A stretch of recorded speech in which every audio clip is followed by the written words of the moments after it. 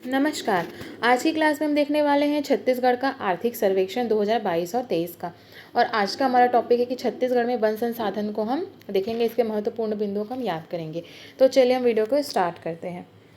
सबसे पहले हम देखते हैं कि छत्तीसगढ़ राज्य का जो भौगोलिक क्षेत्रफल है वो है 1,35,191 वर्ग किलोमीटर, जो कि देश के कुल क्षेत्रफल का 4.1% है। ठीक है, तो आप सबको पता होगा, आपने ज्योग्राफी पढ़ी होगी।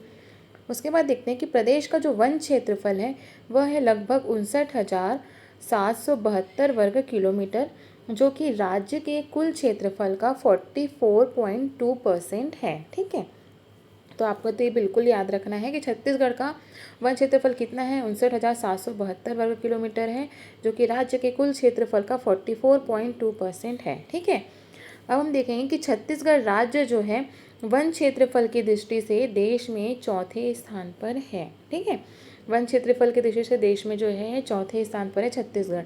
और वन आवरण की दृष्टि से देखेंगे तो छत्तीसगढ़ का देश में तीसरा स्थान है। ठीक है, वन आवरण की दृष्टि से छत्तीसगढ़ का देश में तीसरा स्थान है। देखिए, वन क्षेत्रफल क्या होता है? वन क्षेत्रफल मीन्स होता है फॉरेस्ट एरिया। ठीक है, जो कि वनावरण और वृक्षावरण दोनों को जब हम टोटल करते हैं तो हमें वन क्षेत्रफल प्राप्त होता है। किसको वन आवरण और वृक्षावरण।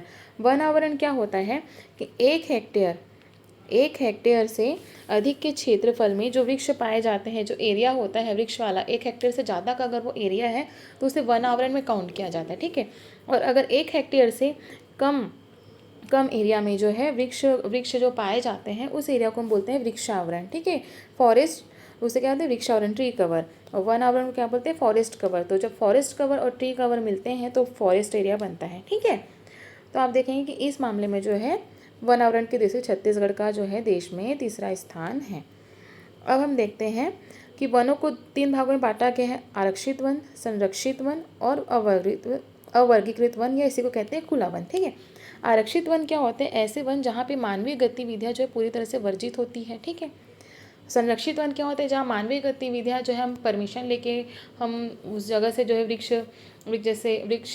का जो हम दोहन कर सकते हैं। ठीक है, तो उसमें क्या परमिशन लेनी पड़ती है। अगर आपको परमिशन मिल गई तो आप उस वन में जा करके वहाँ से लकड़ियाँ प्राप्त करते हैं, अन्य चीज़ें प्राप्त आप कर सकते हैं।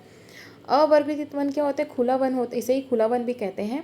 ये जो वन होता है यहाँ पर मानवीय गतिविधियाँ जो है आप कर सकते हैं। मतलब ऐसा एरिया होता है जैसे जो गांव के आसपास बसा हुआ है और जो ग्रामीण लोग का जो जनजीवन है वो उस वन पर ही आधारित होता है। ठीक है, जैसे तेंदुपत्ता हम लोग वहाँ से करते हैं, जलाओ लकड़ियाँ वहाँ से प्राप्त करते हैं, तो उनको अनुमति होती है। तो वैसे वन को क्या बोलते हैं? अवर्गीकृत वन बोलते हैं या खुला वन कहते हैं।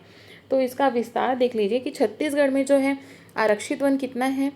25,782.17 वर्ग किलोमीटर। ठीक है, संरक्षित वन है 25,000 था, आरक्षित संरक्षित है आपका 24,036.10। ठीक है, और अवर्गीकृत वन है आपका 9,954.13। 25, 24, 9,000, 25, 24, 9,000, 25, 24, 9,000। ठीक है, तो इस तरह से आपको याद रखना। टोटल आप देख रहे हैं 59,772.40 वर्ग किलोमीटर हो जाता है। प्रतिशत के मामले में आपको याद रखना है 43, 40, 16, 43, 40, 16। ठीक है, 43, 40, 16, 43.13, 40.22, 16.65। ठीक है, तो आपको ये पूरा अच्छे से याद रखना ही है। उसके बाद नेक्स्ट हम आगे बढ़ते हैं। हम देखते हैं कि सकल राज्य घरेलू उत्पाद में वन क्षेत्र का योगदान। ठीक है, वन क्षेत्र का योगदान कितना है?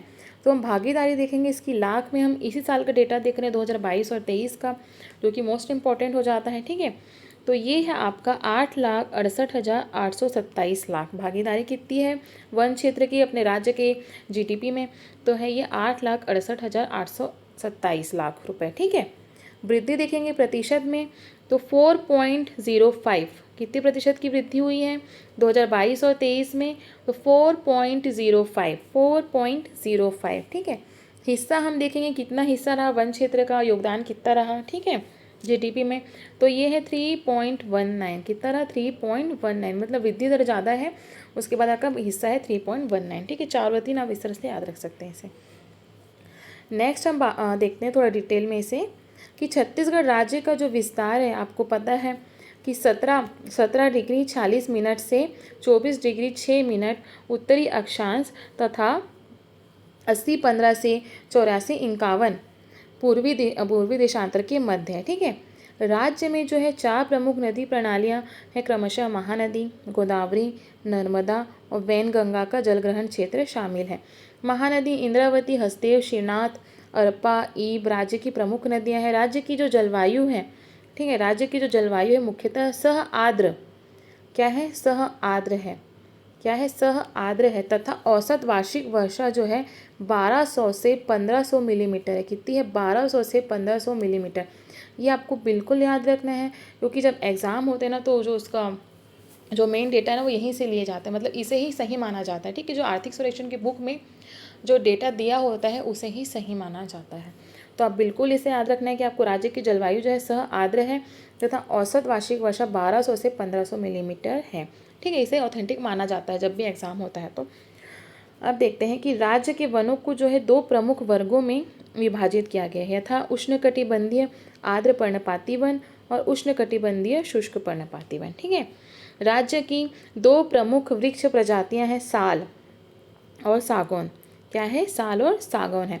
साल का साइंटिफिक नाम क्या है, शोरिया रोबोस्टा, और सागौन का क्या है, टेक्टोना ग्रांडिस। ठीक है, इसके अतिरिक्त जो है शीर्ष वितान में है बीजा, साजा, धावड़ा, महुआ, तेंदू।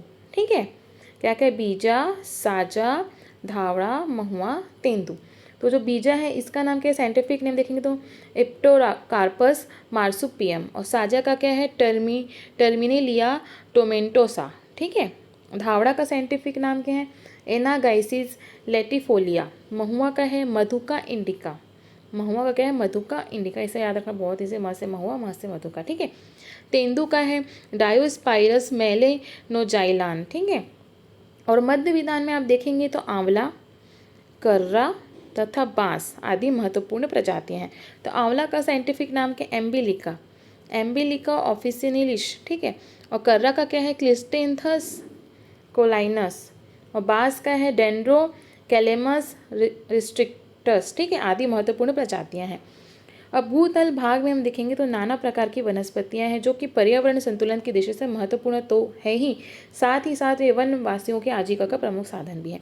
तो आपको जो मेन जो रेड से जो है उसे आपको याद रखना है। ठीक है, उसके बाद हम देखेंगे कि जैव भौगोलिक दृष्टिकोण से छत्तीसगढ़ राज्य जो है डेक्कन जैव क्षेत्र में आता है। ये क्वेश्चन पूछा हुआ क्वेश्चन है। ठीक है, कि छत्तीसगढ़ राज्य कौन से जैव क्षेत्र में आता है, तो डेक्कन जैव क्षेत्र के अंतर्गत शामिल है।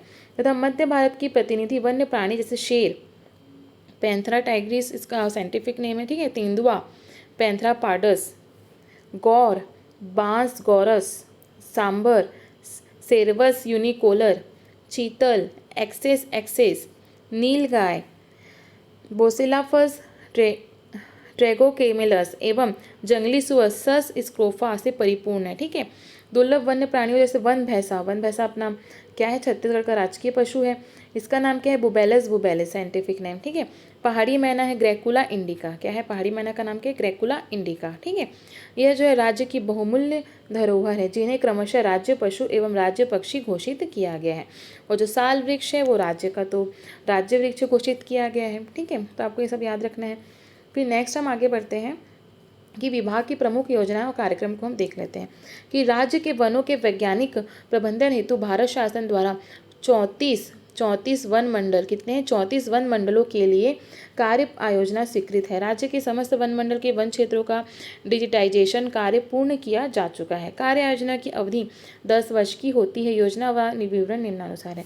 पर्यावरण वानिकी, शहरी क्षेत्र में पर्यावरण को प्रदूषित होने से बचाने हेतु इस योजना के अंतर्गत प्रदेश के शहरी क्षेत्रों में पौधारोपण, पथ वृक्षारोपण, पर्यावरण पार्क, पिकनिक स्पॉट का निर्माण एवं उसके रख रखाव का कार्य किया जाता है।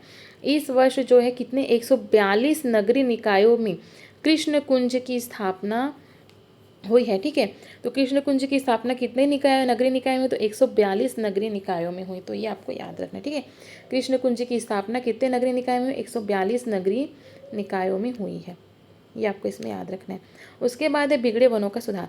प्रदेश के लगभग 30% क्षेत्र का घनत्व 0.4 से कम है तथा इन्हें बिगड़े वनों की श्रेणी में रखा गया है। इन क्षेत्रों की उत्पादकता बढ़ाने हेतु बिगड़े वनों के सुधार का कार्य प्रतिवर्ष लिया जाता है। इसके अंतर्गत जिन क्षेत्र में पर्याप्त जड़ भंडार होता है वहाँ ठूठ कटाई का कार्य कराया जाकर, ठीक है, सूटर से नए पौधे का निर्माण किया जाता है। कम जड़ भंडार वाले एवं रिक्त स्थानों पर वृक्षारोपण किया जाता है। फिर बांस वनों का पुनरुद्धार। इस योजना के अंतर्गत प्रदेश के बंसोड़ों, पान बरेजा परिवारों, कौन कौन से परिवारों, बंसोड़ों, ठीक है, बंसोड़ों, बांस वनों का पुनरुद्धार की हम बात कर रहे हैं।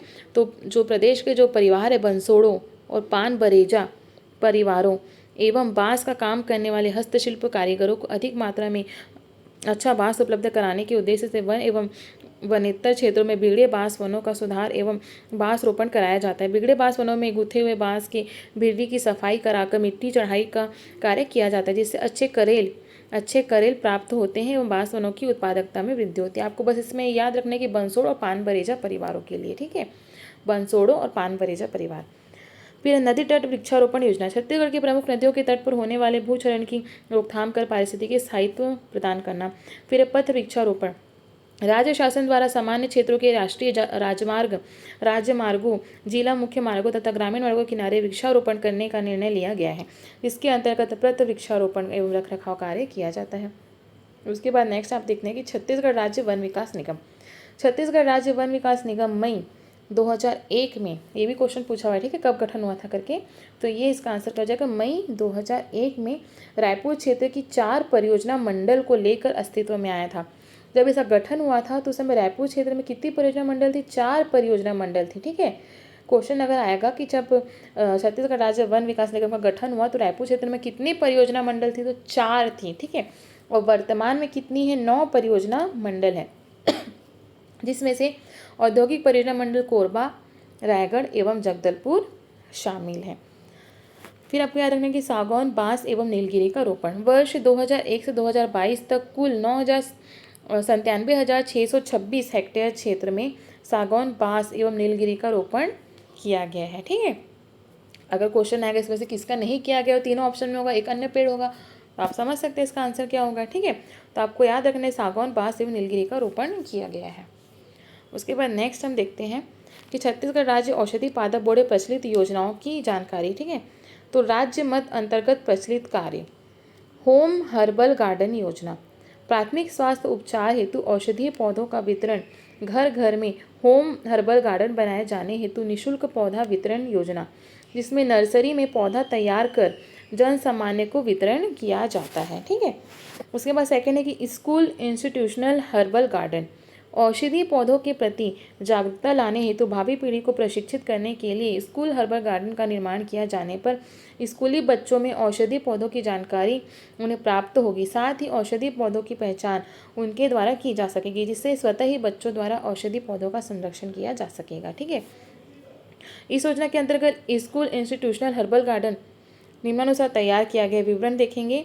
तो गरियाबंद जिला, ठीक है, गरियाबंद जिला में आपको याद रखना है institute of technology and science, institute of technology and science Gariaband, Devbhog road Gariaband, ठीक है, ये है आपको याद रखना है। उसके बाद है 10 स्कूल हर्बल गार्डन, रायपुर जिले की स्कूल विभिन्न स्कूलों में। एक तो गरियाबंद को आपको याद रखना है, वहाँ पे है institute of technology and science Gariaband, ठीक है। और रायपुर में आपको याद रखना है कि 10 स्कूल हर्बल गार्डन, ठीक है, ये आपको याद रखना है। फिर नेक्स्ट है मॉडल नर्सरी की स्थापना। अब मॉडल नर्सरी क्या है कि उच्च गुणवत्ता युक्त औषधि पौधे तैयार करना, बढ़ती बाजार मांग एवं अधिक मूल्य वाले औषधि पौधों का चयन, कम लागत एवं देखभाल वाले औषधि पौधों का चयन, स्थानीय कृषक एवं समूह को आर्थिक लाभ पहुंचाना, वन क्षेत्रों में अत्यधिक बाजार मांग के औषधि पौधों की संख्या का बढ़ाना, ठीक है। तो मॉडल नर्सरी की जो स्थापना की जा रही है, जिसमें नर्सरी स्थल कम से कम 9 नर्सरी स्थल का पता आप देख सकते हैं यहाँ पे दिया है, और स्वीकृति प्रजाति का नाम। तो आपको प्रजाति का नाम इसमें याद रखना चाहिए, ठीक है, ये मुझे इंपॉर्टेंट लगता है ये। तो प्रजाति का नाम हम देख लेते हैं कौन कौन सी प्रजातियों को मॉडल नर्सरी में शामिल किया गया है। सर्पगंधा, ब्राह्मी, बड़ा अनंतमूल, 3 हो गए। सर्पगंधा, ब्राह्मी, बड़ा अनंतमूल, सतावर 4, फिर ब्राह्मी फिर रिपीट हो रहा है, 5वां हो जाएगा आपका बच, ठीक है, 5वां हो जाएगा बच, 6वां आपका स्टीविया, 7वां है आपका एलोवेरा। तो आपको इतने नाम याद रखने, कौन कौन से सर्पगंधा, ब्राह्मी, बड़ा अनंतपुल, सतावर, बर्च, स्टाविया और एलोवेरा। ठीक है, तो आपको ये नाम जो है मॉडल नर्सरी में इन प्रजातियों को स्वीकृत किया गया, इसलिए आपको ये सातों नाम याद रखने चाहिए। उसके बाद नेक्स्ट है कि औषधीय पौधों का कृषिकरण। ठीक है, क्या है औषधीय पौधों का कृषिकरण। औषधीय पौधों का विभिन्न क्षेत्रों में मांग को देखते हुए अश्वगंधा एवं तुलसी के बीज क्रय कर कृषकों को वितरित कर कृषकों के द्वारा कृषिकरण कार्य किया गया है। तो किन किन से फसल को जो है कृषिकरण किया गया है तो आपको याद रखना है अश्वगंधा, अश्वगंधा, तुलसी और लेमन ग्रास। ठीक है, अश्वगंधा, तुलसी और लेमन ग्रास, तो इनका क्या किया गया है कृषिकरण किया गया है। देखिए यहाँ पर जो है आप देखेंगे कि यहाँ पर जो ये बॉक्स बना हुआ है, ठीक है, जो तालिका बनी हुई इसमें लेमन ग्रास जुड़ा है, लेकिन जब यहाँ पर इसको डिस्क्राइब किया गया है तो यहाँ पे सिर्फ अश्वगंधा और आपको तुलसी ही देखने को मिलेगा। ठीक है, तो ये आपके ऑप्शन के ऊपर डिपेंड करेगा कि आपका ऑप्शन में क्या क्या है। उसके बाद रायपुर वन मंडल में परंपरागत वैद्यों के परामर्श केंद्र की स्थापना करना। ठीक है, कौन सा वन मंडल में? रायपुर वन मंडल में। ठीक है, आपको याद रखना है कि रायपुर वन मंडल में परंपरागत वैद्यों के परामर्श केंद्र की स्थापना करना। कौन सा वन मंडल है? रायपुर वन मंडल। ठीक है, छत्तीसगढ़ राज्य जैव विविधता से संपन्न हर्बल राज्य। इसके सुदूर ग्रामीण क्षेत्र में प्राचीन काल से परंपरागत वैद्यों द्वारा साध्य असाध्य रोगों जैसे नाड़ी परीक्षण, मधुमेह, उच्च रक्तचाप, मृगी इत्यादि का उपचार किया जाता रहा है। वर्तमान समय में लोगों में जागरूकता के अभाव के कारण परंपरागत ज्ञान आधारित उपचार पद्धति विलुप्त होती जा रही है। पारंपरिक उपचार पद्धति को संरक्षण एवं संवर्धन हेतु छत्तीसगढ़ आदिवासी स्थानीय स्वास्थ्य परंपरा एवं औषधि पादप बोर्ड द्वारा पारंपरिक ज्ञान आधारित वैद्य परामर्श केंद्र की संचालन किया जा रहा है। तो कहाँ पर किया जा रहा है? रायपुर वन मंडल में परंपरागत वैद्यों के परामर्श केंद्र की स्थापना करना। ठीक है, आपको याद रखना है। फिर हाइड्रोफोनिक्स की स्थापना। छत्तीसगढ़ आदिवासी स्थानीय स्वास्थ्य परंपरा एवं औषधि पादप बोर्ड कार्यालय परिसर में हाइड्रोफोनिक की स्थापना कर पौधों को विकसित किया जा रहा है। वृत्तवार वैद्यों का सुझाव हेतु आयोजन।